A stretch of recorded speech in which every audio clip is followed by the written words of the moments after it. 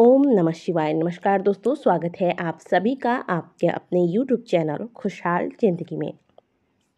दोस्तों, कुछ ही दिनों में श्रावण का महीना शुरू होने वाला है। अक्सर देखा जाता है कि हमारी कोई विशेष मनोकामना होती है तो हम मन ही मन श्रावण महीने के आने का इंतजार करते हैं, क्योंकि श्रावण महीने में महादेव की पूजा अर्चना व व्रत इत्यादि करने से महादेव शीघ्र प्रसन्न होते हैं और अपने भक्तों को मनोवांछित फल देते हैं।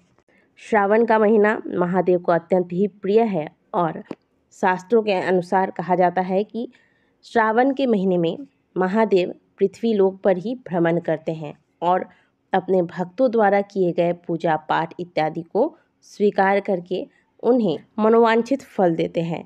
दोस्तों, बात करें महादेव की पूजा विधि की, तो महादेव की पूजा विधि आमतौर पर बहुत ही सरल होती है। जो हम महादेव की प्रतिदिन पूजा करते हैं वह बहुत ही सरल सी विधि होती है। कहा जाता है कि 1 लोटा जल सभी समस्याओं का हल। मतलब महादेव की पूजा में अगर आपके पास बहुत ज़्यादा सामग्रियाँ नहीं उपलब्ध हो पा रही हैं तो आप मात्र 1 लोटा जल भी सच्ची श्रद्धा से महादेव को चढ़ाते हैं तो महादेव इससे ही प्रसन्न होकर आपकी पूजा को स्वीकार कर लेते हैं। लेकिन 1 लोटा जल व 1 बेलपत्र से महादेव प्रसन्न तो हो जाएंगे, लेकिन इसके लिए आपको कुछ विशेष बातों का ध्यान रखना होगा। ठीक है, आपके पास बहुत ज़्यादा सामग्री नहीं है, आप बहुत ज़्यादा कुछ नहीं जानते, तो आप मात्र 1 लोटा जल से भी महादेव को प्रसन्न कर सकते हैं। लेकिन प्रसन्न करना कैसे है? 1 लोटा जल से महादेव प्रसन्न तो हो जाएंगे, लेकिन वह जल किस प्रकार से आपको चढ़ाना है, ये सभी जानकारियाँ आपके पास होना बहुत आवश्यक है। क्योंकि हम सभी श्रावण महीने में, क्योंकि इस बार श्रावण महीना पूरे 2 महीने का होने वाला है, बहुत ही मन से हम महादेव की पूजा आराधना करते हैं। कई लोग व्रत रखते हैं, पूरे श्रावण महीने में व्रत रखते हैं। कई लोग प्याज लहसुन इत्यादि का भी त्याग करते हैं। कई लोग भूमि शयन करते हैं। नाना प्रकार से हम अपने आराध्य को प्रसन्न करने में लग जाते हैं।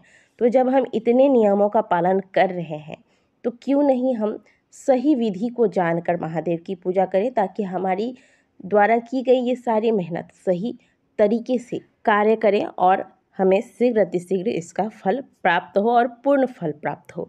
तो आज के वीडियो में हम कुछ महत्वपूर्ण बातें आपको बताएंगे जो कि महादेव की पूजा में खास करके श्रावण महीने में आपको ध्यान में रखनी चाहिए। जैसे कि कुछ गलतियां हैं जो हम जल चढ़ाने से संबंधित अक्सर कर देते हैं। जैसे कि बेलपत्री से जुड़ी हुई कुछ गलतियां हैं जो हम अक्सर कर देते हैं। इन्हें करने से आपको बचना है, जो कि आज की वीडियो में हम आपको बताने वाले हैं।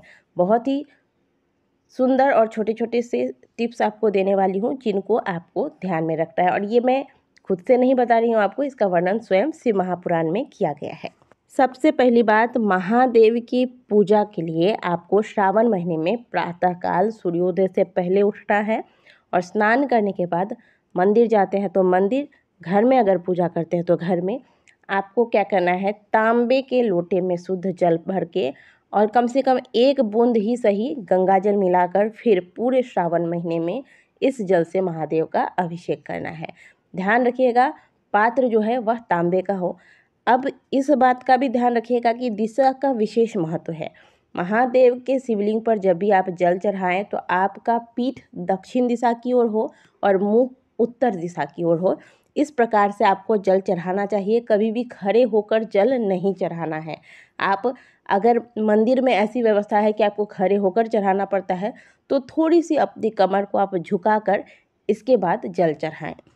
जल चढ़ाते वक्त आपकी हाथ की ऊंचाई शिवलिंग से बहुत ज़्यादा नहीं होनी चाहिए, नहीं तो जो जल आप चढ़ाते हैं इसके छींटे उड़ेंगे, वह आपके शरीर पर पड़ेंगे, जो कि बहुत ही बड़ा दोष का कारण बनेगा। इसीलिए हमेशा जल चढ़ाते वक्त आपके हाथ की ऊंचाई शिवलिंग से बस थोड़ी सी होनी चाहिए, जिससे कि छींटे ना उड़े। अब एक बात का ध्यान और रखिएगा कि महादेव के शिवलिंग में हमने आपको कई बार बताया है कि पूरा शिव परिवार समाहित है। तो जल चढ़ाने की जो सही विधि है वह यह है, आप स्क्रीन पर देखिए। सबसे पहले भगवान गणेश वाले स्थान पर जल चढ़ाना है, इसके बाद भगवान कार्तिकेय वाले स्थान पर, इसके बाद आपको माता अशोक सुंदरी वाले स्थान पर जल चढ़ाना है।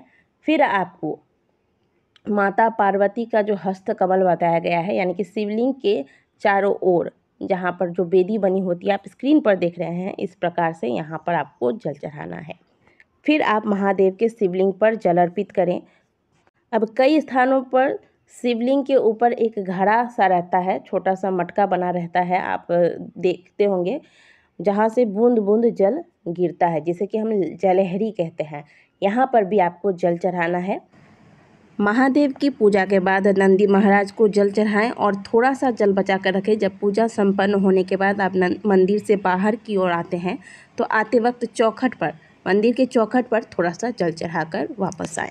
इस प्रकार से आपको महादेव के शिवलिंग पर जल अर्पित करना होता है। यही सही विधि है शिवलिंग पर जल चढ़ाने का, ठीक है। अब दूसरी बात, पूरे श्रावण महीने में हम सभी महादेव की पूजा करते हैं और कई लोग क्या करते हैं कि विशेष कामना के लिए 108 बेलपत्र प्रत्येक सोमवार को महादेव को अर्पित करते हैं। यह बहुत ही अच्छा माना जाता है। 108 बेलपत्र यदि आप पूरे श्रावण महीने में प्रत्येक सोमवार को महादेव को चढ़ाते हैं विशेष कामना की पूर्ति के लिए, तो शीघ्र अतिशीघ्र मनोकामनाएं पूर्ण होती हैं। लेकिन बेलपत्री से जुड़ी हुई भी कुछ विशेष बातों का आपको ध्यान रखना चाहिए, जैसे कि कभी भी सोमवार के दिन आपको बेलपत्र नहीं तोड़ना है। आप रविवार के दिन ही बेलपत्र तोड़ लें और दोपहर 12 बजे से पहले ही बेलपत्र तोड़कर रख लेना चाहिए। तोड़ने के बाद इसे अच्छे से धो लें। धोने के बाद आप इसे किसी गीले कपड़े में या फिर थोड़ा सा जल में गंगा जल डालकर यहाँ पर आप इस पत्ते को डुबो कर रख दें। फिर अगले दिन आप इस बेलपत्र का प्रयोग कर सकते हैं। बेलपत्र कभी भी बासी नहीं होता है, तो यह बेलपत्र आप अगले दिन भी चढ़ा सकते हैं। दूसरी बात, बेलपत्र जब भी चढ़ाएं कटा फटा ना हो, ना इसमें किसी भी प्रकार का निशान बना हो। भले आप एक बेलपत्र ही चढ़ाते हैं, वह पूर्ण हो, सुंदर हो। अगली बात आपको ध्यान रखना है कि बेलपत्र की जो डंडी होती है, इसमें जो छोटी सी गांठ बनी होती है, इस गांठ को आपको तोड़ लेना चाहिए। इसके बाद बेलपत्र महादेव को चढ़ाना चाहिए। अब इस गांठ को भी आपको हाथ से तोड़ना चाहिए। इससे आप किसी कैंची या चाकू की सहायता से नहीं तोड़ सकते। और जब आप इस गांठ को तोड़ते हैं तो इसे एक जगह जमा करके किसी गमले में डाल दें, इधर उधर इसे नहीं फेंकना है। और जब भी बेलपत्री चढ़ाएं तो इसे सुंदर से सजा कर, यानी कि आप चंदन, पीला चंदन या फिर सफ़ेद चंदन ले लें और बेलपत्री पर इससे आप ओम नमः शिवाय या फिर राम नाम लिखकर भी महादेव को आप अगर बेलपत्री चढ़ाते हैं तो महादेव शीघ्र प्रसन्न होते हैं। तो इस प्रकार से सुंदर से सजाकर तब बेलपत्री आपको चढ़ाना चाहिए। श्रावण महीना में या फिर किसी भी अन्य महीने में सोमवार के दिन, अष्टमी तिथि के दिन, नवमी तिथि के दिन, चतुर्दशी तिथि के दिन और अमावस्या के दिन आपको बेलपत्री नहीं तोड़ना चाहिए। इस बात का भी विशेष ध्यान रखिएगा। महादेव के पूजन में जल का जितना महत्व है उतना ही महत्व बेलपत्री का है और उतना ही महत्व दीपक का भी है। तो जब भी आप श्रावण महीने में महादेव के मंदिर में अगर प्रतिदिन जाने का नियम बनाते हैं तो शाम के वक्त एक दीपक अवश्य जाकर लगाइए।